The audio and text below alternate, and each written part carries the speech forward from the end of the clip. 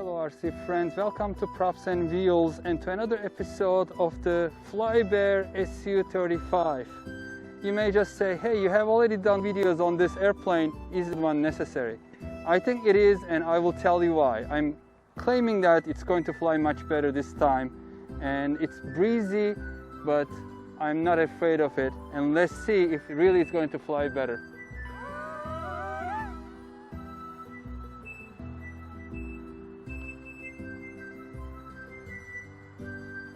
As you can see, not much of that porpoising going up tendency.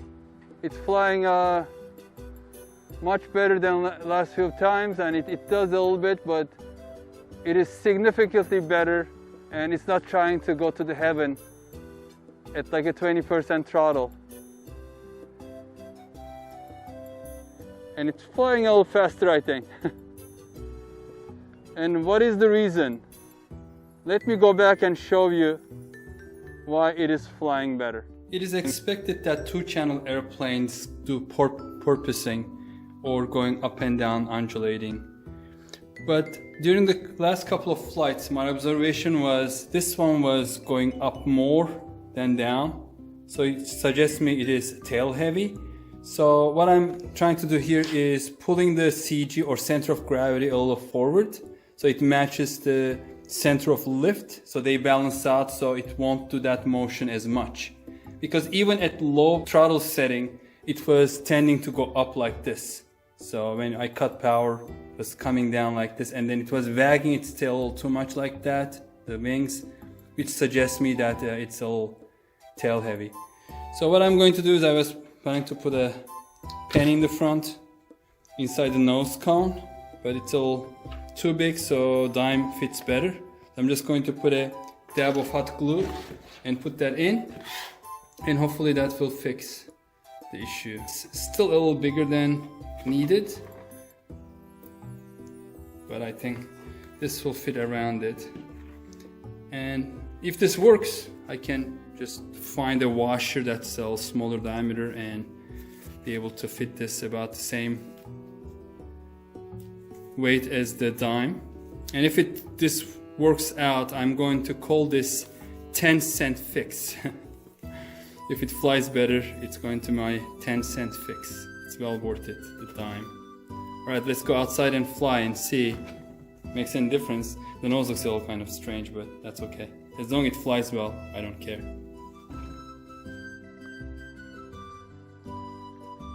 So yes, moving forward, the center of gravity a little bit helped quite a bit.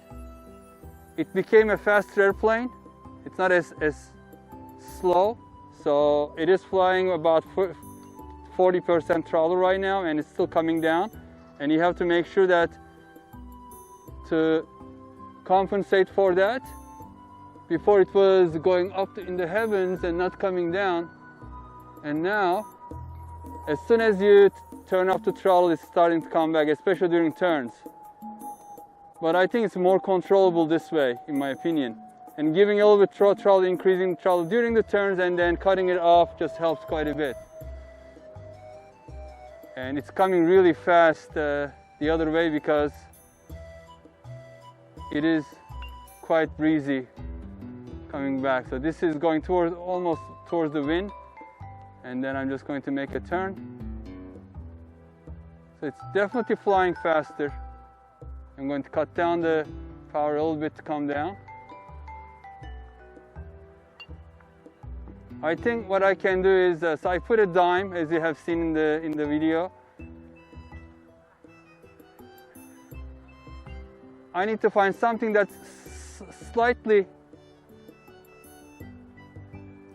alright, I need to find something that's slightly lighter, because I think now the CG is too far forward because of that dime, and it's flying way too fast.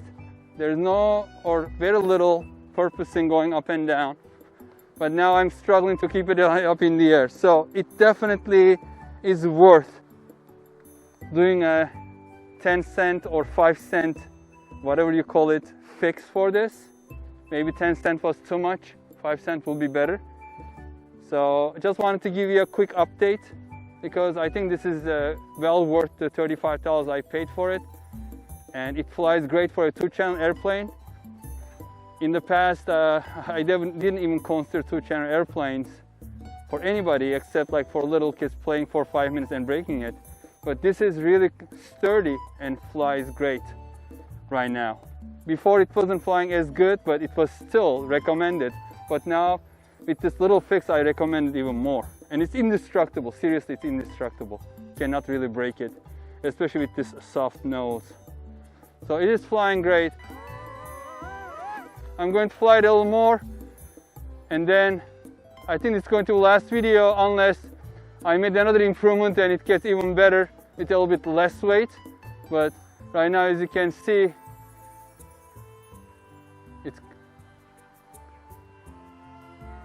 I can fly it nice and low, so you just have to do a little bit better throttle management closer to the ground, because now it tends to go a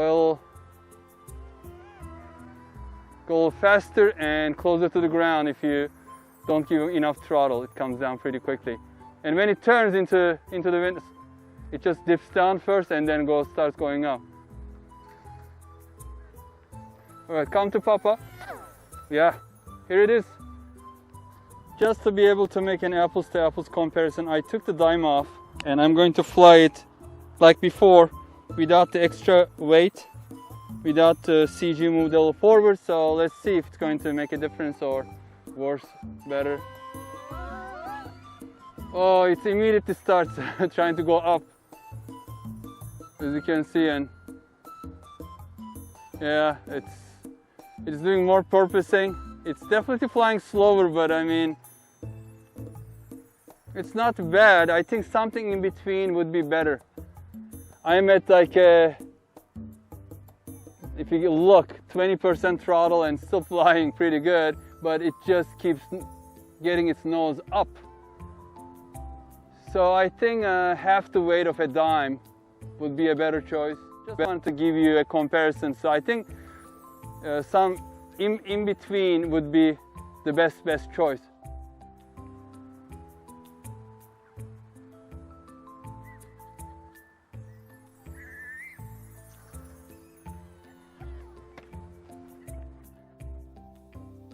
So the dime was a little too heavy. Let's weight it. 2.24 grams. With cent will be less, probably more. Yes, 2.50.